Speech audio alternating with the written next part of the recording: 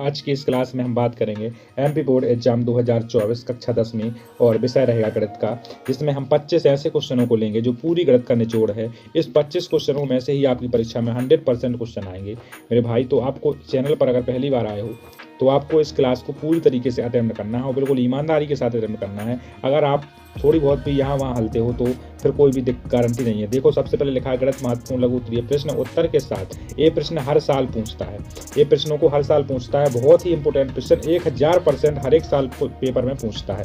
तो आपको बिना लापरवाही किए हुए बिल्कुल क्लास में ईमानदारी के साथ रहना है।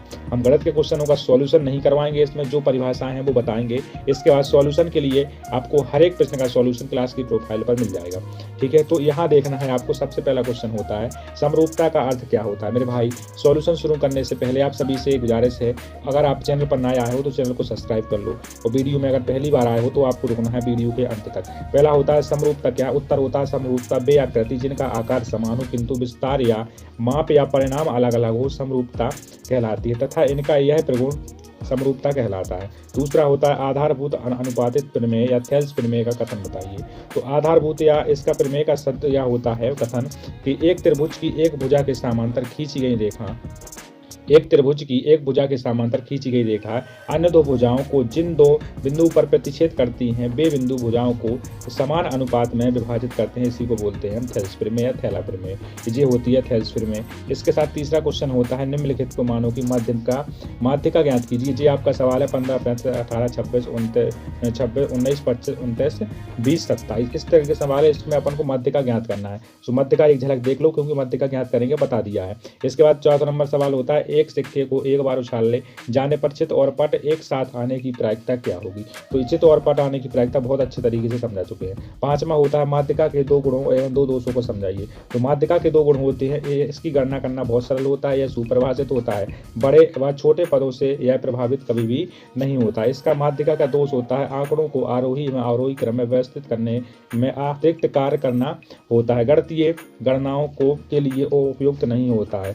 शर्मा होता है बहुभुज की समरूपता के लिए कौन से प्रतिबंध होते हैं। बहुभुज की संरचना के लिए कौन से प्रतिबंध होते हैं। तो बहुभुज की संरचना के लिए उनके संगत कोण बराबर होना चाहिए, उनकी संगत भुजाओं की लंबाई अनुपातिक होनी चाहिए। समांतर मध्य की दो विशेषताएं बताइए। तो समांतर मध्य की दो विशेषताएं निम्न अनुसार होती हैं। पहली होती है इसके परिकलन में आंकड़ों को क्रमबद्ध करने की आवश्यकता नहीं होती है और इसे सरलता से अभिकलित किया जा सकता है। आठवां होता है एक पासे को एक बार फेंकने पर सम आने की प्रायिकता क्या होगी। ये सवाल प्रश्नावली का है, इसलिए सॉल्यूशन हम नहीं करवाएंगे।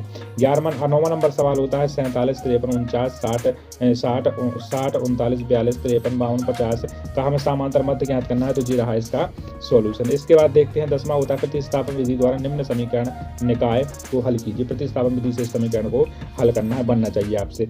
11वां होता है जांच कीजिए क्या 6 सेंटीमीटर और 10 सेंटीमीटर समकोण त्रिभुज की भुजाएं होती हैं, तीन होती हैं। 6, 4 होता है 10 और समकोण का सूत्र होता है समकोण त्रिभुज का सूत्र याद करते तो होता है कर्ण का वर्ग अन्य दो भुजाओं के वर्गों के बराबर होता है। 12वां होता है रिक्त स्थानों की पूर्ति कीजिए। रिक्त स्थानों की पूर्ति में पहला होता है बेलन के आयतन का सूत्र का होता है किसी प्रयोग की सभी प्रारंभिक घटनाओं की प्रायिकता का योग कितना होता है, ये बताएंगे। इसके बाद देखेंगे कि हम बाद में बताते हैं ठीक है ना। केंद्रीय प्रवृत्ति के मापों में एक अनुभाविक संबंध होता है। 3 माध्य बराबर होता है बहुलक। चौथा होता है आर्ध त्रिज्या वाले वृत्त का क्षेत्रफल का सूत्र का होता है किसी वृत्त की स्पर्श रेखा उसे कितने बिंदुओं पर प्रतिच्छेद करती है। तो सबसे पहला होता है बेलन का आयतन। तो बेलन का आयतन होता है 2πr²। दूसरा वाला क्वेश्चन था अपना कि किसी प्रयोग की सभी आरंभिक घटनाओं की प्रायिकता का योग क्या होता है। तो इसका योग केंद्रीय प्रवृत्ति के मापों में एक अनुभाविक संबंध होता है, इसे बोलते हैं दो मध्य, ठीक है ना। आर्ध त्रिज्या खंड वाले वृत्त का त्रिभुज का वृत्त क्षेत्रफल का सूत्र होता है 2πr²। किसी वृत्त की स्पर्श रेखा उससे स्पर्श बिंदु पर ही प्रतिच्छेद करती है। पहला होता है किसी बारंबारता बंटन में किसी वर्ग की संचयी बारंबारता उस वर्ग से पहले वाले सभी वर्गों की बारंबारता का योग होता है कि नहीं होता है। तो बिल्कुल सत्य बात है, योग होता है। और दूसरा देखते हैं त्रिज्या आर वाले वृत्त की परिधि का सूत्र 2πr² होता है, बिल्कुल होता है। तीसरा होता है दो घात 2 के किसी बहुपद में के अधिक से अधिक 2 शून्यांक होते हैं, बिल्कुल सत्य बात है, 2 ही शून्यांक होते हैं। चौथा होता है किसी बिंदु की y अक्ष से दूरी उस बिंदु की y निर्देशांक कहलाती है, बिल्कुल नहीं x निर्देशांक कहलाती है। √2 एक परिमेय संख्या है, तो √2 एक परिमेय संख्या नहीं है, √2 एक अपरिमेय संख्या होती है, इसलिए ये भी गलत होता है। इसके बाद आगे बढ़ो।